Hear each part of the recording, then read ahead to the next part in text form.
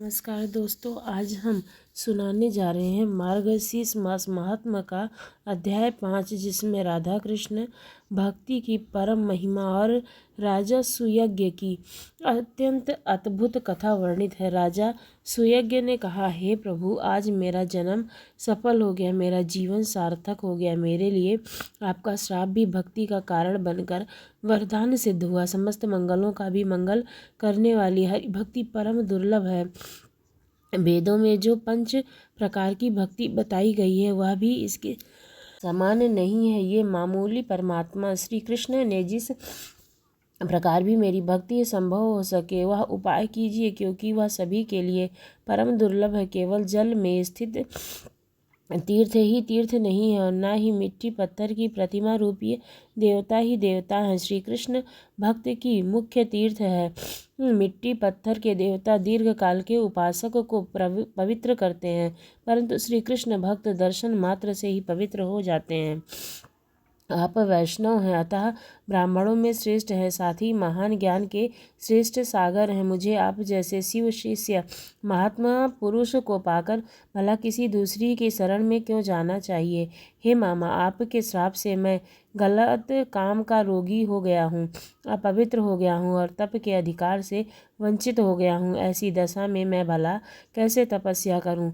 तब ब्राह्मण शुद्धिबोध ने कहा, हे राजन, सनातन विष्णु माया की हरिभक्ति प्रदान करने वाली वह भजन करने वाली पर कृपा करती है। हे भगवान की भक्ति देती है। माया जी मोहित करने वाले को भक्ति नहीं देती हैं, अपितु उन्हें नश्वर भोग देकर ठग लेती हैं। इसलिए तुम प्रकृति गुणों से रहित कृष्ण प्रेम, वही शक्ति और श्री कृष्ण के प्राणों की आधार श्री राधा की आराधना करो, जो संपूर्ण संपदाओं को देने वाली हैं और आदि श्री कृष्ण से ही पूजित है। निर्गुण परमात्मा श्री कृष्ण तो ध्यान से ही वश में होने लगते हैं नहीं, बल्कि बड़े कठोर हैं।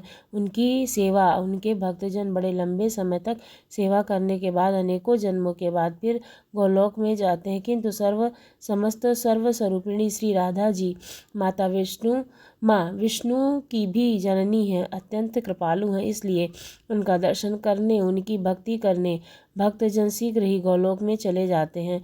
तुम 1000 वर्षों तक ब्राह्मणों के चरणों का जल पीते रहो, इससे तुम कामदेव के समान रूपवान और मुक्त हो जाओगे। जब तक पृथ्वी ब्राह्मण के चरणों के जल से भीगी रहती है, तब तक उसे ब्राह्मण भक्त पुरुष के पितर कमल के पत्तों के में जल पीते रहते हैं। पृथ्वी पर जो जो तीर्थ है वे सब समुद्र में भी हैं, और समुद्र में जो जो तीर्थ है वे सब ब्राह्मण के चरणों में होते हैं। ब्राह्मण का चरण पापों और रोगों का विनाश करने वाला है, संपूर्ण तीर्थों के जल के समान भोग और मोक्ष देने वाला और शुभ है। ब्राह्मण मनुष्य के रूप में साक्षात देवाधिदेव जनार्दन है। ब्राह्मण के लिए हुए पदार्थ को सभी देवता भोग लगाते हैं। ऐसा कहकर ब्राह्मण शुद्धिबोध ने राजा सुयज्ञ के सत्कार को ग्रहण करके अपने घर को प्रस्थान किया। जाते जाते वे बोले, मैं 1 वर्ष के बाद फिर आऊँगा। हे शिवाय। राजा प्रतिदिन भक्ति भाव से ब्राह्मणों के चरणों का जल पीने लगे। उन्होंने 1 वर्ष तक ब्राह्मणों की पूजा की और उन्हें भोज कराया। वर्ष बीतने पर राजा रोग व्याधि से मुक्त हो गए। मुनि शुद्धिबोध ने वापस आकर श्री राधा की पूजा का विधान और श्रोत कवच मंत्र और साम्यक ध्यान का राजा सुयज्ञ को उपदेश दिया और कहा, हे राजन, शीघ्र ही घर छोड़कर निकल जाओ। ऐसा कहकर मुनि तपस्या के लिए चले गए और राजा तुरंत ही राज छोड़कर दुर्गम वन को चले गए। राजा की चारों रानियों ने प्राण त्याग दिए और उनका पुत्र राजा हुआ। राजा सुयश ने फिर पुष्कर में जाकर बड़ी कठिन तपस्या की। उन्होंने 100 दिव्य वर्षों तक श्री राधा के उत्कृष्ट मंत्र का जाप किया। तब उन्होंने आकाश में रथ पर बैठी हुई राधा रानी के दर्शन किए। उनके दर्शन मात्र से ही राजा के सारे पाप नष्ट हो गए। उन्होंने फिर मनुष्य शरीर त्याग दिया और दिव्य रूप धारण कर लिया। देवी श्री राधा उन्हें रत्न निर्मित विमान द्वारा राजा को साथ लेकर गौलोक में चली गईं। वह गौलोक धाम गोप गोपियों के समूहों से सेवित, रत्नों और सोने से निर्मित, अत्यंत मनोहर भावनाओं द्वारा सुशोभित था। तरह तरह के चित्र विचित्र दृश्य उनकी शोभा पा रहे थे, और वह कल्प वृक्ष युक्त 37 उपवनों में से शोभामान था उस बगीचे में पारिजात के वृक्ष भी भरे हुए थे। सारा गोलोक कामधेनु से भरा हुआ था। यह आकाश की तरह विपुल विस्तार से युक्त और चंद्रमंडल के समान गोलाकार था। वैकुंठ से 50 करोड़ योजन पर ऊपर वह शून्य से भी बिना किसी आधार के स्थित और भगवान की इच्छा में ही स्थिर है। वह आत्म प्रकाश के समान दीप्तमान है और हम लोगों के लिए भी परम दुर्लभ है। मैं, शिवजी, नारायण, अत्यंत अनंत, ब्रह्मा, विष्णु, महावीर, धर्म, शुद्ध, विराट, गंगा, लक्ष्मी, सरस्वती, तुम, पार्वती, विष्णु माया, सावित्री, तुलसी, गणेश, सत्य कुमार, अग्नि और कृष्ण के उपासक और भारतीय वैष्णव, यह सब ने ही गौलोक को देखा, बल्कि दूसरों ने भी कभी नहीं देखा। उन गौलोक धाम में श्याम सुंदर श्री कृष्ण निरामय रत्न सिंहासन पर विराजमान हैं। रत्नों के हार, कुंडल और आभूषणों से सुसज्जित हैं। अत्यंत निर्मल चिंतामय पीताम्बर उनके अंगों की शोभा बढ़ाता है और उनके सारे अंग चंदन से चर्चित हैं। वे किशोर गोपाल के रूप में दिखाई देते हैं। नूतन जलधारा के समान श्याम कांति, श्वेत कमल के समान नेत्र, शरद की पूर्णिमा के चंद्रमंडल को लज्जित करने वाला मंद हास्य से सुशोभित उनका सुंदर मुख, मनोहर प्रकृति आकृति, जो भुजाएं और हाथों में मुरली है, बस यही उनके रूप की झांकी है जो भक्तों पर अनुग्रह करने के लिए धारण किया करते हैं। श्री कृष्ण परम स्वतंत्र, प्रकृति से परे, पर ब्रह्म स्वरूप, निर्गुण परमात्मा और ध्यान से भी वश में नहीं आते हैं। उनकी आराधना बड़ी ही कठिन है। वे हमारे लिए भी परम दुर्लभ है। उनकी प्रेयसी बाल बाल सफ़ेद चमक के लिए प्रेम पीड़ित वही शुद्ध चिंतन वस्त्र धारणी रत्न विभूषण मंद मंद मुस्कुराती हुई उनकी छवि को देखा करती है। रस मंडल के मध्य भाग में पराग पर पुरुषोत्तम श्री कृष्ण के इसी रूप के दर्शन श्री राधा ने भी वहाँ उन्हें करवाए। चारों वेद मनोहर मूर्ति धारण करके उनके दर्शन किया करते हैं। राग रागनियाँ नित्य सनातनी प्रकृति के साथ तुम भी सदा उनके चरणारविंद की सेवा करती हो। वे तुलसीदास से मंदिर में होते हैं और कस्तूरी, कुमकुम, गंध, चंदन, दूर्वा, अक्षत, पारिजात पुष्प और विराज के निर्मल जल से उनके लिए नित्य अर्घ्य दिया जाता है। उस समय तो उनकी बड़ी शोभा होती है। श्री कृष्ण का दर्शन करके अभिभूत होकर राजा सुयज्ञ तुरंत रथ से उतर पड़े।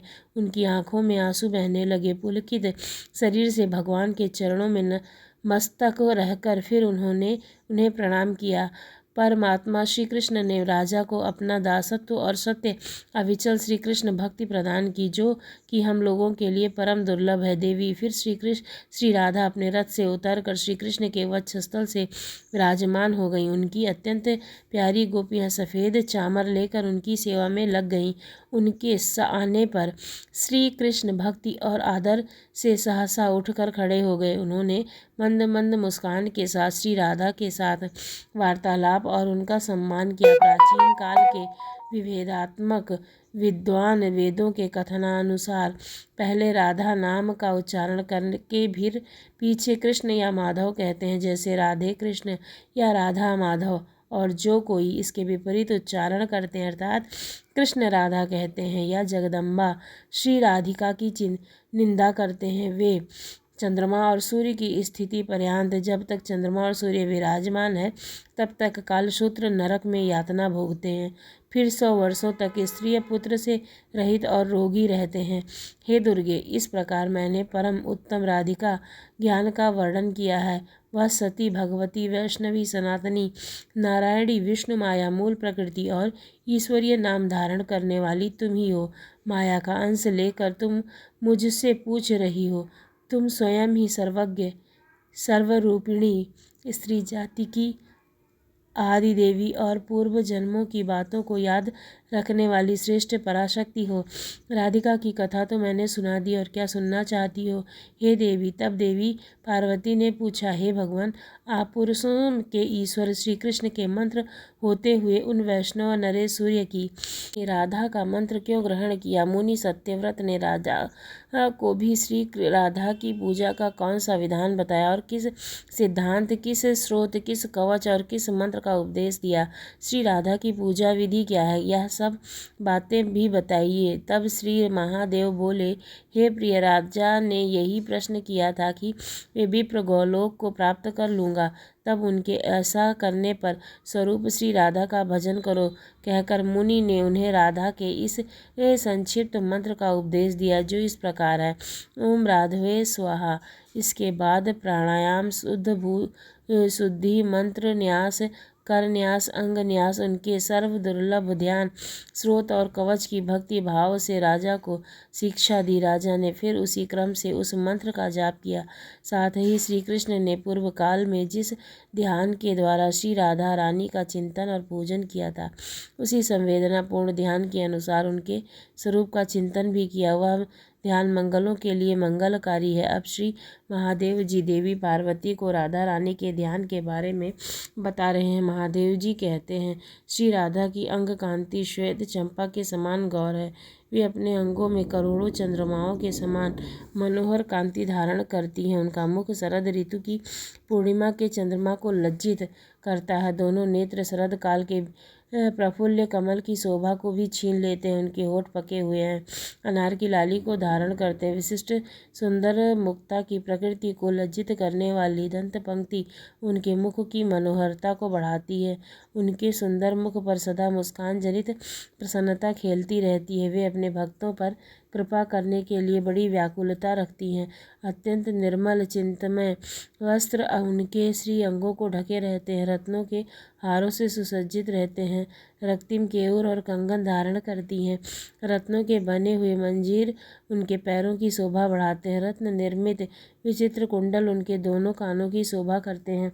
सूर्य प्रभा की प्रतिपूल कपोल अर्धगल युगल से वे सुशोभित होती हैं। अमूल्य रत्नों के बने हुए कटहार उनकी ग्रीवा को विभूषित करते हैं। उत्तम रत्नों के सार तत्व से निर्मित क्रीड़ा मुकुट उनकी उज्ज्वलता को जागृत किया कर रहते हैं।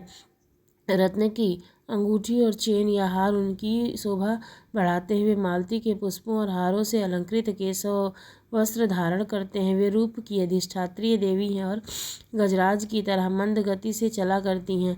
ऐसी गोपी किशोरी को लेकर उनकी सेवा किया करती हैं।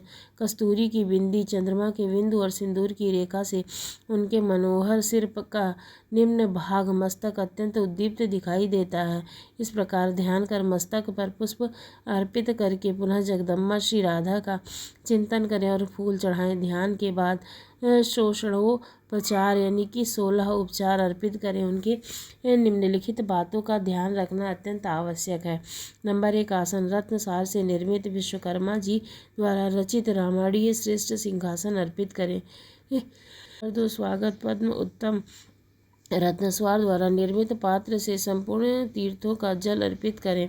अर्घ पार्थिव द्रव्यों से संभूत अतिशय सुगंधित मंगल उपयोगी और पवित्र गंध अर्पित करें। आचमनी जल अर्पित करें। स्नान विशेष तेल से युक्त अत्यंत मनोहर और सुगंधित उपटन आयोलन चूर्ण से स्नान कराएं।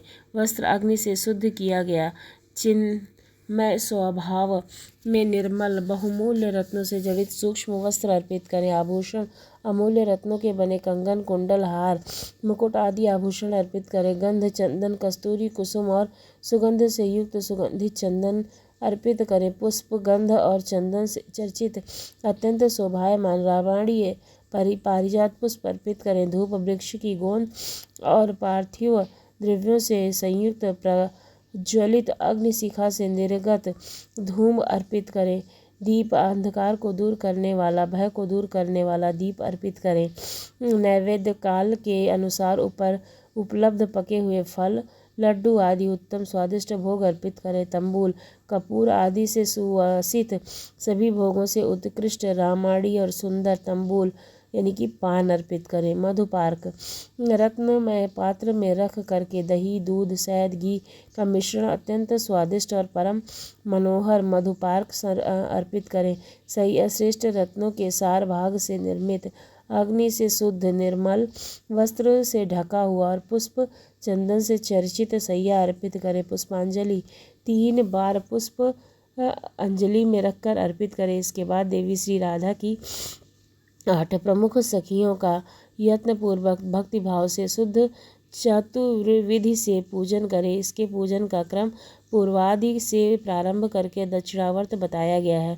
पूर्व ललिता, आग्नेय विशाखा, दक्षिण चित्रा, नैऋत्य इंदुलेखा, पश्चिम रंगदेवी, वायासु सुशीला, उत्तम तुंग विद्या, ईशान सुमंगला। इन सखियों को यथोचित फूल माला, जूही, मालती, कमल आदि अर्पित करें। फिर साम्यक कृति से राधा सहस्त्रनाम आदि स्तुति करें। हे देवी, आप प्रतिष्ठाचारिणी, प्राणों से अधिक प्यारी, शुभ स्वरूपा, कृष्ण प्रेम की भक्ति, श्री कृष्ण की सौभाग्य स्वरूपिणी, श्री कृष्ण की भक्ति प्रदान करने वाली मंगलमयी नमस्कार है। आज मेरा जन्म सफल हुआ, आज मेरा जीवन सार्थक हुआ, क्योंकि श्री कृष्ण ने जिनकी पूजा की है वही देवी आज मेरी द्वारा पूजित हुई। इस प्रकार स्तुति करके श्री राधा के कवच का पाठ करें। यह प्राचीन शुद्ध स्रोत श्री हरि की भक्ति और दास्य प्रदान करने वाला है। फलश्रुति जो प्रतिदिन इसे विधि से श्री राधा की पूजा करता है वह भारतवर्ष में साक्षात श्री कृष्ण के समान हो जाता है, जीवन मुक्त और पवित्र हो जाता है। उसे निश्चय ही गोलोक धाम की प्राप्ति होती है। जो प्रतिवर्ष राधा अष्टमी या कार्तिक पूर्णिमा को इसी क्रम से श्री राधा की पूजा करते हैं वह राजा सुयज्ञ के फल का भागी होता है। इस लोक में उत्तम ऐश्वर्य से समस्त और पुण्यवान होता है और अत्यंत सभी बंधनों से मुक्त होता है, श्री कृष्ण के धाम को प्राप्त होता है। फिर भक्ति गण यह श्री राधा जी की दिव्य लीला और भक्ति का अत्यंत पावन और दुर्लभ ज्ञान है। इसे हृदय में संयोग कर अपने जीवन को धन्य बनाए। श्री राधा जी कृष्ण कृपा से ही श्री कृष्ण की अत्यंत भक्ति प्राप्त होती है। इस कथा को औरों तक भी पहुंचाकर पुण्य के भागी बने। आशा है हर बार की तरह आपको यह अध्याय की कथा पसंद आई होगी। अगर पसंद आई है तो आप हमारे चैनल को लाइक करें और सुनने वाले प्रेमियों को शेयर करें और सब्सक्राइब करना ना भूलें। धन्यवाद।